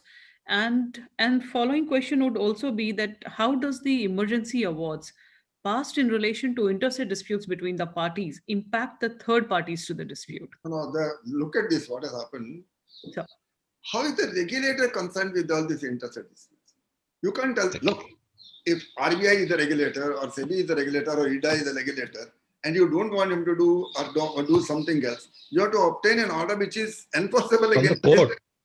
The court will say that. Supposing you were to get a high court order, then he is bound to get up and say, yes, madam, or yes, sir, and then do it. But that's right. You get an injunction, he will not step out of his office. But you can't produce an order from somebody sitting in Singapore saying, no, this is the right thing. And ask him to tell him that don't give your consent under what is that regulation, LODR 37 or something like that. So you're very lucidly you said it. In fact, I couldn't have said it better. From the future and this Amazon dispute, and in the context of the emergency award discussion that we are happening, so very clearly there are two sides that I see. One is, of course, that the institutions, as much as they are agnostic to the local laws, whether the laws recognize or not, but still need to somewhere have in the rules systems where even emergency awards are not for the taking. You know, when Sormistha said that, can somebody think that it's a guaranteed award, that you just go and get it? And if somebody can just go and make out a case based on, probably making out a case and not disclosing more than what is being disclosed, whereas it's a completely integrated transaction, and therefore the larger set of facts should be there out on the board to see. and their issues of conflict of jurisdictions, of nation states' own laws. And therefore, if you're functioning across multiple jurisdictions, what is your compliance levels when you're coming to a institution for an interim award? Are you coming with clean hands, or is it actually intended for you tomorrow to go to an execution court, or for that matter to a civil court or a high court in India and get this converted into an order? And actually, do you intend to enforce it, or do you intend to merely go and hoodwink all the regulators to say that I'll not go to the court to enforce it, but I'll ask you, Mr. SEBI, I'll ask you, Mr. Stock Exchange, I'll ask you, Mr. Competition Commission, you don't do this, you don't do this, you don't do this, but I will not enforce the emergency award itself. So what are the trappings required for the institutions? Because this has emerged as a major shallow point with all the numbers of 60, 70, 140, I think 257 to be precise, over all this time. But one bad example where what is the intention of the party behind, let's wait for the orders of the Delhi High Court, but at least the conduct is showing for itself. We have not seen any step being taken for enforcement of that emergency award in terms of what. Manoj, but how do you enforce it against the regulators? Exactly. So even for that, sir, to approach a court so that the court confirms it in the same decree, and then to seek relief from the court that your lordship, I'll suffer irreparable loss if stock exchange gives. So what will be enforceable is the court's order ultimately against the Exactly. You have said it, sir. So none of those steps being taken at all, and actually the entire process of emergency award taken from SIAC, that entire route being used to do something totally different here, not only with respect to a transaction at hand, but also so many regulators in the past who have been giving a certificate based on a different premise, and the institution looking the other way on it, that could it be correct? Could the same applicant, could the same petitioner, what they're saying on affidavit to me, they've said on an affidavit to somebody else, is absolutely opposed to each other. How much can I believe on it? Manoj, I think we should leave these questions to the Delhi High Court, otherwise we are treading on that. Exactly. So I'll just cut it short on this. So the point is that institutions possibly need to probably there's space to work around what other trappings the institutions can have in the rules, so that they are not misused. If I can just leave it at that, by anybody intending to misuse. I'm not presupposing that Amazon has misused, but anybody else. For example, when you give an opinion, you will have a disclaimer not to be used in the court proceedings. Yes, absolutely, sir. And the other side that I wanted to flag was, even from our lawmaking perspective, from speaking from, Abhinav's analogy, the way he has made, and I completely share his sentiments. If India has to emerge as a hub of international arbitration, the least we can do is recognize institutional rules of other institutions. If we want to have emerge as a role model ourselves, and therefore we have to bring in the best practices. That goes without saying. Otherwise, it's a contradiction in terms that I'll take all the benefits of the international institutions. When it comes to the converse, I'll have my own rules which are opposed to yours, and therefore I'll not allow your awards or stroke orders to be. It's going to be one problem. Now, if a foreign jurisdictional court makes an interim order, is it enforceable in India? If it is not, what special status are you giving to an emergency arbitrator's order? Now we take the Singapore court itself. If Singapore court, instead of their going to emergency arbitrator, they move the Singapore High Court, and there is a provision for an interim order. Is it really enforceable in India? No. So what is the special status that you are giving to emergency arbitrator? Correct. But even that is not being considered, sir. And that is where probably the concern is, that if we have to accept the fact of reciprocating territory, then at least that kind of a provision should be allowed. Here, what we are talking is completely blocking it out as an emergency award. But Shweta, what is, something, and this came to me because of my practical experience. A decree made in India is not enforceable in Australia. You'll have to file a substantive suit by filing this as a piece of evidence. Correct. Now that probably will be now happen ultimately. You can use the emergency arbitrator's interim award or order or award, file a suit on that as a piece of evidence saying that this is what has happened, therefore give me relief. Yes, and likewise in India also for the non-reciprocating territories, we have to do the same thing. So The same thing. Yes, yes, that's right. So are we giving that kind of a sanctity to the emergency awards that if it is from the reciprocating territory, then it is to be recognized? Because No, it is not. Unfortunately, that is also not there. Had it been done, then all this debate, all six of us will not be debating the issue at all. True. That's exactly the point, sir. That is true. May I ask here if, yes, in this light that Dr. Kumar and Justice Srikrishna have mentioned, whether the emergency arbitration institution can be used for tactical or strategic purposes, or to abuse or even misuse the arbitral procedure. For example, as Justice just said, if you want to secure evidence, if you go through an emergency arbitration in Sweden, for instance, you may have an arbitral emergency award within a couple of days. And if you then turn to the court to enforce it, you might improve your odds if you have the emergency arbitral award to show as evidence, right? Yes, that's correct. No, correct. But in this case, there's nothing like an emergency because after so many weeks, the petitioner has not approached the courts here to enforce it. He is not in Ylli. The Delhi High Court is an opposite situation. Yeah. It's an opposite situation, sir. Exactly. Against whom the order is made has come to Delhi and said, "Hey, set aside this order. It is bothering me and all the arbitrators here." Yes. Actually, he could not have done it. He has gone one step ahead and filed a suit substantively. He could have sat here and ignoring it. So because they are stuck with the 230 proceedings, possibly they want some relief there. I don't know. No. I mean, so possibly they are triggered because of that. But the emergency part has disappeared. Possibly, I mean, this again guessing. Possibly they were worried that 230 requires an NOC from the stock exchange, NOC from the SEBI. They are concerned with these two. I don't know whether the RBI is concerned. I think RBI is not concerned. So they were worried that the exchange and the SEBI regulator, SEBI will look at this and say, hey, there is an emergency award. Therefore, they wanted to get out of that. Therefore, they filed a substantive suit to declare it as non-est. That's right. Supposing that I ask a simple question. Can they show it to me and say, Srikrishna, you are bound by this order? Oh, how am I bound by this order? Why am I bound by this order? SEBI can tomorrow say the same. Correct. Sorry. Yes, sir. Please go ahead. I said two things. A, first of all, I don't think the regulators have made parties in Singapore. So how do you slap the injunction order on them? It's an interpersonal order. It's a personal order against whoever appeared before them. How do you enforce it against a third party? It's a fundamental rule that we have always followed in the courts, saying that if party is not made a party, I am not going to recognize it as a binding order on him.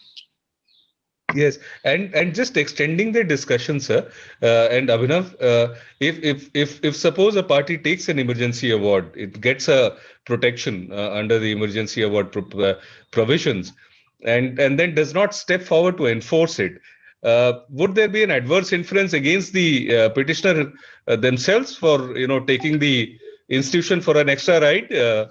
And forum shopping? I mean, I don't know how would the rules reflect it? Because in my sense, if I'm signing up for a SIAC or an ICC, I would want a more balanced set of rules there, which unless we opt out, at times we just follow it based on commercial considerations of just adopting the rules as it is of certain institutions. So how do the rules reflect on that? On somebody's bad conduct or conduct which is questionable, let me not call it bad, but conduct which does not logically take the flow the way it is meant to be. An emergency is an emergency, right? Conduct which is self-serving, it serves their interest, therefore they did it. So statistically, Manoj, there is no direct correlation between parties using emergency arbitration and, well, there is evidence that they've used it strategically. It can be inferred because some parties do it to understand what the tribunal will make observations on the merit. Some parties do it to get some sort of a settlement. But is there a causal link between the two? Can't say. However, any process that I'm aware of in the world is subject to being abused. Okay. Now, that is correct. Correct. Now, the rules in particular that the institutions take this moral responsibility, we try our best. Let's put it that way. Can So somebody? can I with a caveat try to try to understand this? The process is not always capable of being abused, but is capable of being attempted to be abused, right? An institution is always supposed to respond.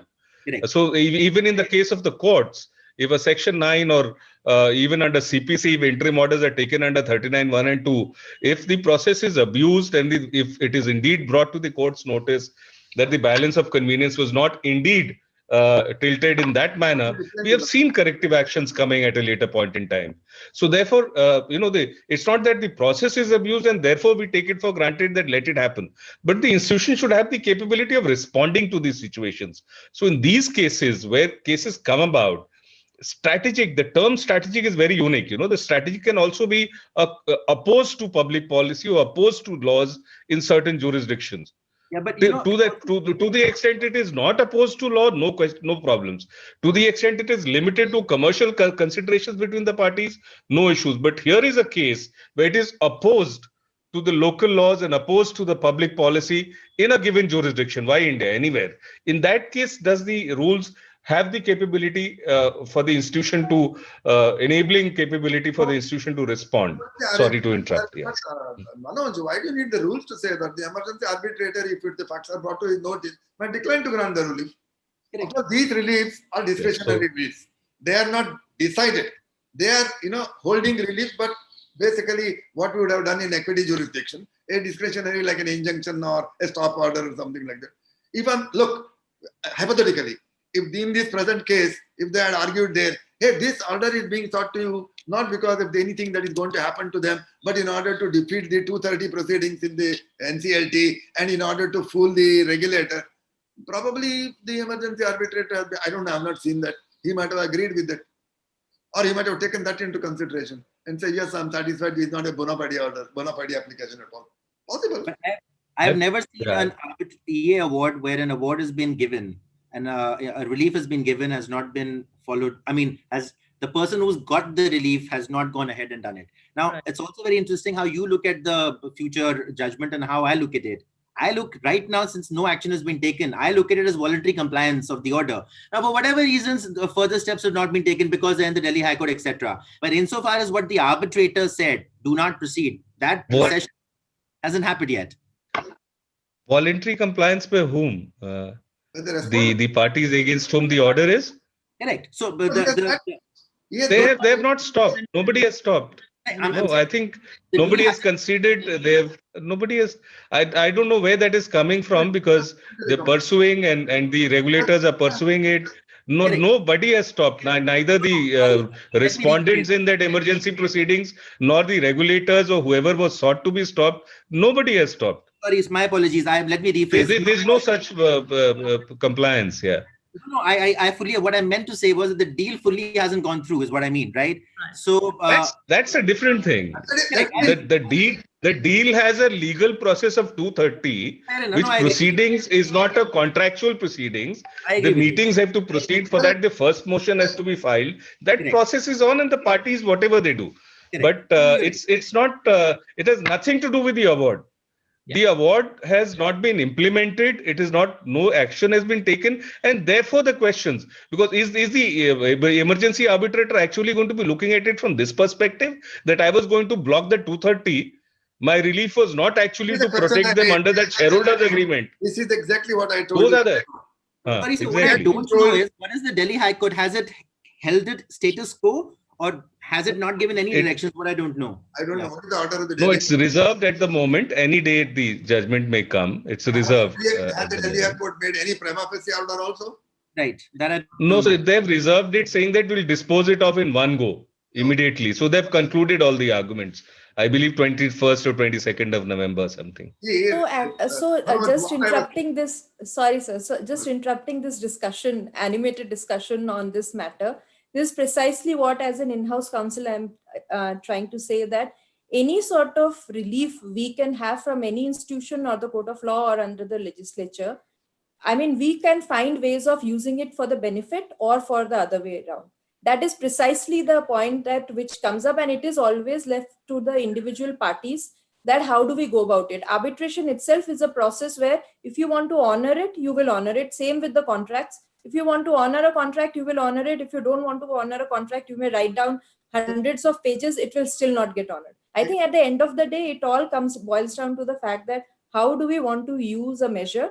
It is always a good option to have in hand. These are all good provisions which we are thinking of, but how we end up using it will depend solely on the parties and the judges and the arbitrators. I think that's how one has to look at, because lawyers will do what the parties want them to do, and that's the bottom line. I personally feel is how it will work out, right?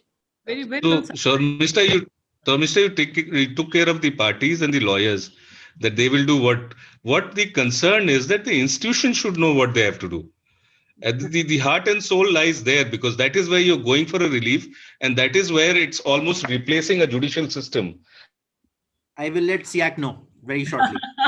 So here also, Manoj, and I think the institutions try to bring in only the logical solution to it.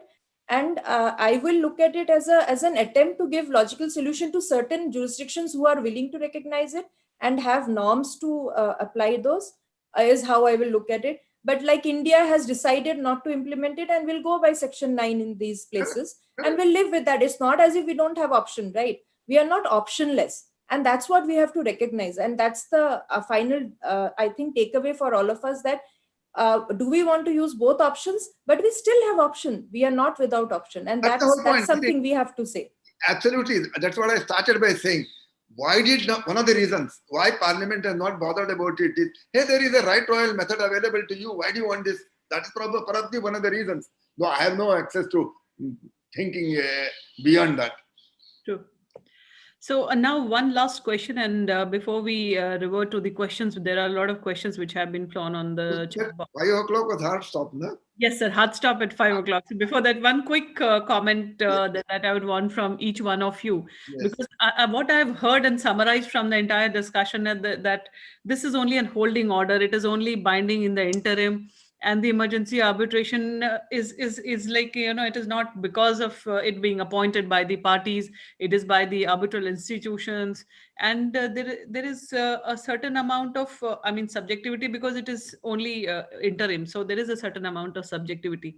So with so much of limitation that goes around with emergency arbitration, what is the way forward? And do we really want emergency arbitration provisions within our framework? And what is the future of emergency arbitration so far as India is concerned, sir? As far as I'm concerned, I'm having already signed a report saying it should be brought in. I will have to say it has to be brought in. But we have said what kind of amendments need to be made to the Act. Now, if somebody does that carefully, then there's absolutely no difficulty. Then you will have the same status as any order made under Section 17. Right. Without a shadow of doubt, we should have emergency arbitration provisions. See, the interesting thing is, all 6 of us are agreeing that it should be the future. That is true. Currently, what is it? On that, we have our own divergent views. Yes. Currently what is there, sir. So long as the legislative framework is not providing for, in the absence of it, whether we can, whether we should not, whether we cannot, there are a lot of questions which are left open-ended. One last remark from your end, Sormistha?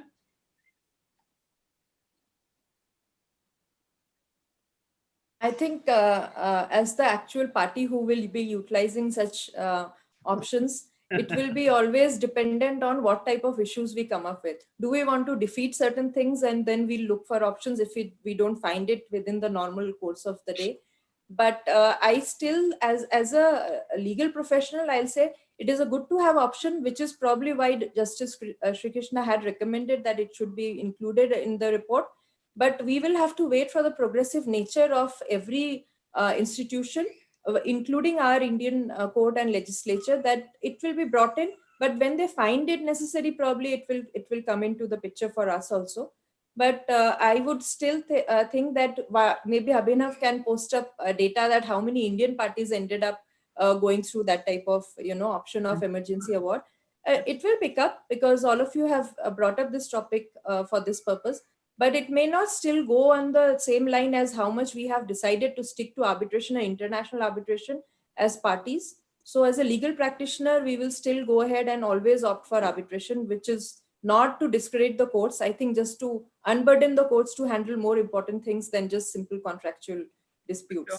So it will be used. I am 100% sure. And one of the this type of panel discussion itself will trigger the interest of other people in the audience, and they will start looking at it as an option. And I'm sure ICC will have more cases coming their way on this with this option being exercised. Manoj will be happy. Yes. Yeah, one last comment from your side, Manoj. You had logged out. What is the way forward in future of emergency arbitration? That is for you so far as India perspective is concerned, and for Ylli from his perspective, from his jurisdictional perspective. The question is addressed to Manoj, I take it. Yes, but it's positive. My sense is that we have to work on both ends. One is, for the institutions to gain acceptability and credibility beyond what they are. They're hugely credible. But on the aspects of interim and short and holding orders and these kind of jurisdictions, to get credibility, there has to be a little more, I dare say, accountability, but at least their own ability to hold the parties accountable, their own subscribers accountable to the way they use the forum, so that it's not seen as using the forum in a way which is overreaching the jurisdiction of either a court of another jurisdiction or the policy regime or the governments or the applicable laws or regulators, because these kind of all these institutions are working across multiple countries and jurisdictions. So this is an area which they have to really work on, because it's not a one-off thing. As I said, within the contractual and commercial domain, who will incur a bigger loss, and therefore you settle the matter because of an interim emergency award is a different context. But the moment it starts having an interface with overreaching the jurisdiction of courts or regulators or local laws, I think there is little more work that the institutions need to do. Having done that, coming back to our Indian ecosystem, I think it's high time that we should align our arbitration ecosystem with the best practices elsewhere, and subject to the institutions also taking care that they don't become forums of misuse. Under Indian law, Sir is aware that even CRPC has provisions where you can't misuse the due process of law. There are criminal consequences. Forget about civil consequences, which the civil courts can, pass orders to stop that. Institutions cannot stand apart simply saying that it's agreed to between the parties and therefore we're catering to subscribers. So therefore we don't need to bother about that. The commercial course of things will take care of it. No, because it's a judicial delivery system ultimately. And that is why possibly because of that strategic aspect that Section 9 has been retained. And so far, the emergency awards has not been brought in, because that clarity may still not be there in the eyes of the Indian lawmakers. Whether how would the institutions respond to those kind of initiatives and approaches of litigants. So there is a need for us to correct, but also the correction has to be done at the institutional end as well. Those are my kind of final comments. Thank you so much. Ylli, Shweta, you want to take the questions? Sir, I your think mic is. Questions are coming up. Sir, your mic is off. Sorry. I would request Manoj, absolutely right. go through the If question. ultimately the ecosystem is perfect, then the power of the court under Section 9 need not be exercised at all. That power can stay At all. True. Correct. Absolutely. Because between 9 and 17, everything can be taken out. That's right. That's right. Yeah, Ylli. Sorry. Okay. Yes, So international commercial arbitration. Sorry, sir. You still have 6 minutes, Shweta? Yes. And there are a lot of questions, many of which we have already discussed. But in case you want to respond to any of the questions, please. What questions do you have, really? Yeah, Ylli. Okay. So can Indian court enter the petition in order which is contrary to the order passed by an emergency arbitrator? This is the question we have already decided. I mean, talked about, not decided. Yeah. Talked about. What recourse is the party left with? Then emergency arbitrator refuses interim relief, and parties have excluded jurisdiction of domestic courts in the extent. No. This is with reference to a foreign seated arbitration. Then it can't be. They can't have. You can never exclude the place where the arbitration is going. Their jurisdiction can never be excluded. I didn't understand the question at all. And what other question is there? Oh, sorry, there are some questions. There are a lot of Mr. Bhushan, questions. Mr. Bhushan, based on your experience, you deem emergency arbitration in the enforcement of homosexual that he has already said. Every Yes, sector, every sector. Abhinav has already answered that question. Then, can a party or get ex parte relief under emergency? Yes, why not? If it's an emergency, he's got an ex parte. Although the rule may not be very explicit, but I suppose it is possible or may not be possible. I have no idea of the rules. Statistically, yes, it's possible. On less onerous asks, Yeah. party reliefs have been given, but sparingly. Yeah, that is understandable. Yeah. Then, while Section 44A of the CPC does not specifically provide for recognition of emergency arbitration or an award, should a bilateral treaty come to aid? correct. If you have a bilateral lady saying that all your orders, I'll recognize them, they will also recognize all my orders, and then he can't go and doing the ping pong act. Can an emergency arbitrator grant relief against a third party? I think we discussed this. Yeah. We discussed. Yeah. But how can an emergency? This is something that I don't understand. How do you grant it against the third party? I'm sitting here in Bombay. Two persons, A, B, and C, A, and B in Singapore cannot obtain an order against me. Why am I concerned with the dispute? Correct. Correct. That's the problem, sir. That's the whole dispute. Because at the emergency award stage, it perceived to be a holding order, so therefore I'll consider them as parties. You go and decide in the main arbitration. Till then, the least you can do is let me come in front of you, right, or so that I have a right to object. You cannot allow me to stay in Bombay and pass an order in Singapore and say it will be enforceable against you. No, otherwise you pass an order. I have no problem. Keep it in your pocket. I am not bothered about it. But if you try to enforce it against me, I will say, under what law are you enforcing against me? Yeah. Then there is another question, which is Shanta Raman. Very interesting. That's a compliment. It's a compliment. I don't have to answer. There is one question by Shantanu Malik. Does recognition of EA becomes indispensable in order to make India a global hub for international arbitration? So we discussed it in a way. Indispensable. It's a good practice. No, every good practice need not be indispensable. Each country will have its own methodology of solving its problems. Now, if India finds that this is the best way of going forward, we can go best forward. Somebody says, no, let us fall in line with what everybody. Now, look at it. What is it? Only 3 of the countries have bothered to amend their laws, namely Singapore, Hong Kong, New Zealand. Every other country has not done it. So this question might arise there also. But they have their own method of solving it, developed it alone. Correct. So ultimately, each person has to see that his house is kept in order. That's all. correct. I think Suchi Sajva's question was answered just now by Justice Srikrishna. But the 3 jurisdictions were repeated. And I think we have ended up answering everybody's question by clearly saying that at the end of the day, you still stand in front of the Indian courts. Ylli, had a last comment to make before we close. So I would go to Ylli for his last comments, and then we'll close this discussion.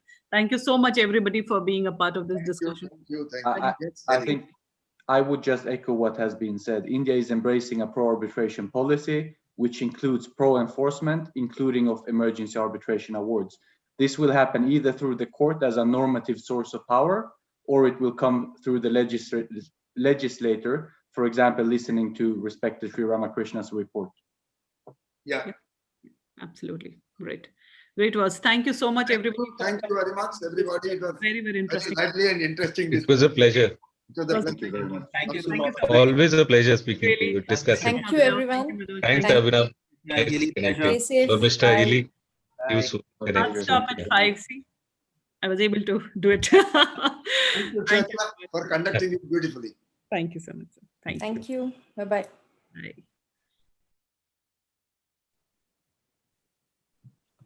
So we log off? Yes, sir. Yes, sir.